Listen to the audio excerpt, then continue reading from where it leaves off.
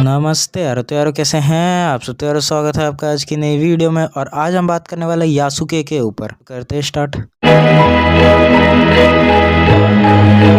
Recently Netflix ने मापा studio के साथ मिलके एक एनिमे रिलीज करा था जिसका नाम था यासुके। यासुके की जो स्टोरी है वो एक्चुअली ट्रू है। तो हम जानते हैं जितनी भी हिस्टोरियंस ने इसके बारे में इंफॉर्मेशन दी है उसके रिगार्डिंग मैंने कुछ फैक्ट्स देखे हैं, तो वही चीज इस वीडियो में होगी आपको ओवरऑल। तो यासुके था कौन? यासुके एक अफ्रीकन था जो कि जापान में आया था 1579 में। यासुके एक अफ्रीकन थे जो जापान में आए थे 1579 में एलेजेंड्रो वेलियानो के साथ, जो कि एक इटालियन जीसुट थे। बहुत से हिस्टोरियंस ये मानते हैं कि उससे पहले यासुके एक्चुअली एक स्लेव हो रहे होंगे, कि वो जो टाइम जो एरा था वो एक्चुअली इसी टाइप का था। पर बाद में वेलियानो ने उन्हें हायर कर लिया होगा उनके बॉडीगार्ड के रूप में, क्योंकि वेलियानो एक मिशनरी ट्रिप में थे एशियन कंट्रीज में।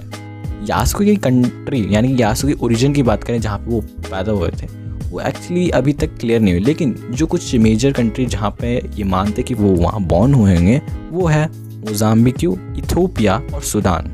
उनकी जब हम हाइट के बारे में बात करें तो कुछ 6.2 तक थी। उसके बाद यासुके मिले थे ओडा नोबुनागा जो कि एक फ्यूडल लॉर्ड थे जापान के उस टाइम पे। फिर वो कियोटो आए थे 1581 में। उसके बाद हिस्टोरियंस मानते हैं कि यासुके को ओडा नोबुनागा ने या तो परचेज कर लिया होगा या तो वो एज ए गिफ्ट में दिए गए होंगे। एज ए गिफ्ट वेलियानो की तरफ से उनको दिया गया होगा ओडा को। ओडा बहुत ज़्यादा ही इम्प्रेस्ड थे। क्योंकि इनका सिंपल रीज़न था कि उन्होंने कभी देखा नहीं था किसी ऐसे ब्लैक पर्सन, ब्लैक फॉरेनर को जो कि इतना जल्दी जापानीज सीख जाए। और उनका इंटरेस्ट भी बहुत काफ़ी ज़्यादा था फॉरेनर कल्चर को लेके। तो उन्होंने एज अ बॉडीगार्ड उसे लिया था यासुके को।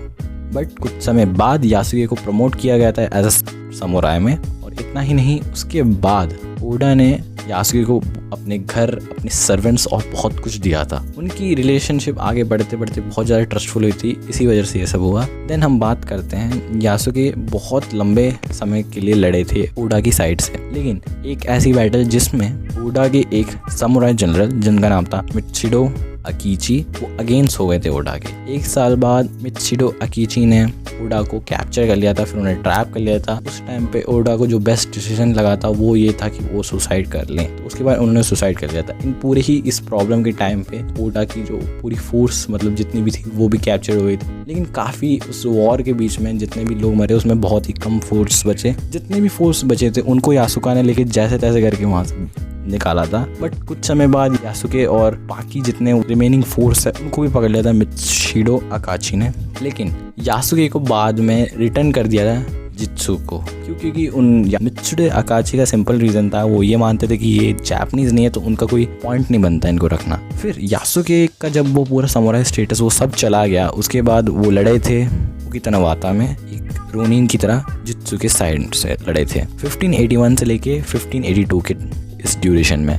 इसके बाद जितने भी रिकॉर्ड्स हैं वो सारे एक तरीके से डिसअपीयर्ड हो गए थे कुछ 1582 के ऑटम के टाइम पे। और इसी ही लेजेंडरी वॉरियर के बारे में बात की गई है इस पूरे एनिमे में, जो कि बहुत ही स्पेक्टेकुलर है। इस टाइप का भी कभी हुआ था इन पास्ट। इतनी अमेजिंग चीज़ें जब जानने के बाद मुझे होपफुल लगता है आपको इंटरेस्ट लगा होगा। जो नेटफ्लिक्स की एनिमे सीरीज यासुके वो एक्चुअली इसी पे बेस्ड है। ज़्यादा अमेजिंग बात थी उस टाइम पे कुछ ऐसा हुआ होगा, एक ब्लैक समुराई और इतने अमेजिंग वॉरियर। बट हमें बहुत सी चीज़ें जो अभी तक नहीं पता है, लेकिन फिर भी ये जो इतनी अमेजिंग बात थी ये अभी कुछ ज़्यादा फेमस नहीं थी, ना ज़्यादा कुछ थी। लेकिन नेटफ्लिक्स और मापा ने इस चीज़ को वापस लाया है ताकि लोग समझें कि इतना गजब की चीज़ें हुई थी कुछ हमारे पास्ट में जो हमें हिस्ट्री बता दी है। सो ये एनीमे बहुत अमेजिंग है। इसके बेस पे मैं तो आपको कहूँगा कि हिस्ट्री कुछ ऐसे पन्ने जो हमने कभी देखे नहीं, और ये उनमें से एक पन्नों को हमें एक खूबसूरत तरीके से एज ए एनीमे तरीके से रिप्रेजेंट करता है। सो ये एनीमे बहुत अमेजिंग है, जरूर देखो आप। फिर जल्द ही इसका एक रिव्यू वीडियो भी मैं बना दूंगा। या आज के लिए बताते हैं, ये वीडियो सिर्फ हमें जानना था कि यासुके एक्चुअली में क्या था, और एक्चुअली में यासुके की जो और उनकी जितनी भी रियल बातें थी जो कि अभी तक हिस्टोरियंस और रिसर्चर्स के द्वारा दी गई थी वो मैंने ढूंढ के आपको इस वीडियो में बताई। तो यार आज के लिए बस यही। मिलते हैं आपसे नेक्स्ट वीडियो में कुछ इंटरेस्टिंग न्यूज़ और टॉपिक्स के साथ।